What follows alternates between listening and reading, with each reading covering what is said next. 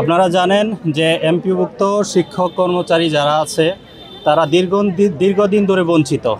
বিভিন্ন ধরনের সুযোগ সুবিধা থেকে বঞ্চিত, যেখানে সরকারি স্কুল এবং কলেজ এবং মাদ্রাসার যেই টিচারগুলো আছে তারা 45% থেকে নিয়ে 55-60% পর্যন্ত তারা বাড়ি ভাড়া পেয়ে থাকে। আর আমরা যারা এমপিওভুক্ত শিক্ষক এবং কর্মচারী আছি আমরা কিন্তু 1000 টাকা বাড়ি ভাড়া পাই। যে 1000 টাকা বাড়ি ভাড়া এটা দিয়ে কিন্তু একটা গ্রাম অঞ্চলেও একটা ভাঙ্গা বাড়িও পাওয়া যায় না, ঠিক আছে।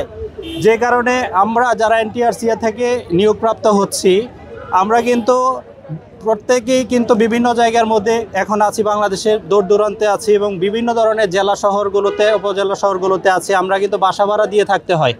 আমাদের কিন্তু বাসা ভাড়া 1000 টাকা দেয় সরকার। এখন আমরা দূর দূরান্ত, যেমন আমি নরসিংদী থেকে আসছি, আমার এখানে বাসা ভাড়া দেওয়া লাগে 8000 টাকা 10,000 টাকা, এগুলো আমার মূল বেতন থেকে যায়। এখন আমরা কিভাবে চলি? এবং আমাদেরকে চিকিৎসা ভাতা দেওয়া হয় হচ্ছে গিয়ে 500 টাকা। ধরুন গতকালকের আগের দিন আমার ওয়াইফের সমস্যার কারণে ডাক্তার দেখাইতে নিয়ে গেছি, ওখানে আমার 600 টাকা ডাক্তারের ভিজিট লাগছে এবং বিভিন্ন পরীক্ষা মিলিয়ে আমার প্রায় গিয়েছে হচ্ছে গিয়ে 2000-এর উপরে টাকা গিয়েছে। অনেক বছর আগে থেকে আমরা দাবি করে আসছি, আমরা এমপিওভুক্ত শিক্ষা প্রতিষ্ঠানের শিক্ষক কর্মচারীরা। আমাদের দাবি হচ্ছে সরকারি শিক্ষা প্রতিষ্ঠানগুলোতে সরকারি চাকরিতে যেভাবে তাদেরকে বাড়ি ভাড়া দেওয়া হয় এবং অন্যান্য ভাতা দেওয়া হয়, আমরা তাদের সমান দাবি করি নাই। আমরা দাবি করেছি মাত্র 20%।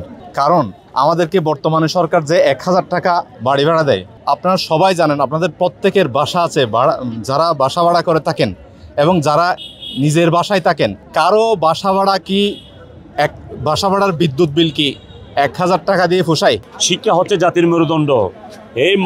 এই মেরুদণ্ড যারা ঠিক রাখেন, যারা মেকআপ করেন, তারা হচ্ছে আমাদের জাতির অভিভাবক, আমাদের শিক্ষক সমাজ।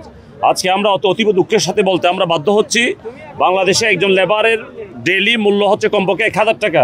সেখানে বাংলাদেশের লক্ষ লক্ষ মাধ্যমিক স্তরে যারা শিক্ষা প্রদান করেন এবং উপরের লেভেলে লেকচারার লেভেলে যারা চাকরি করেন তাদের 22,000 এবং মাসে মাত্র 12,500 টাকা চাকরি দিয়ে তারা জীবন সংসার তারা এতদিন ধরে তারা পরিচালনা করে আসছেন।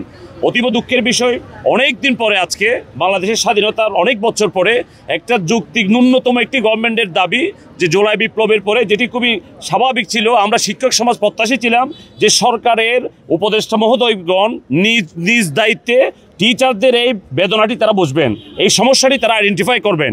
12,500 টাকা দিয়ে বাংলাদেশের কোন স্তরে চাকরিতে দূরের কথা, আপনি কোনো জায়গায় গাড়ি ভাড়াও দিয়ে কোনোদিন যেতে পারবেন না।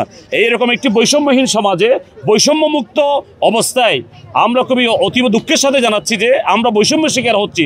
মাত্র 20% বাড়ি ভাড়া, মেডিকেল ভাতা মাত্র 1,500 টাকা, এবং আমার কর্মচারী যারা দিনমজুর খেটে খাওয়ার আর চাইতে কোনো অংশে কম না প্রতিষ্ঠানে চাকরি করেন, তাদের জন্য মাত্র 75% উৎসব ভাতার একটি যৌক্তিক দাবি নিয়ে যখন আমার টিচার শিক্ষক সমাজরা ঢাকায় গেলেন, তাদের প্রতি আমরা দেখতে পেলাম গণপ্রজাতন্ত্রী বাংলাদেশ সরকারের এই আমাদের জনগণের ট্যাক্সের টাকায় যাদের বেতন হয় তারা নির্মমভাবে আমাদের শিক্ষক সমাজের উপর তারা হাত তুলেছে।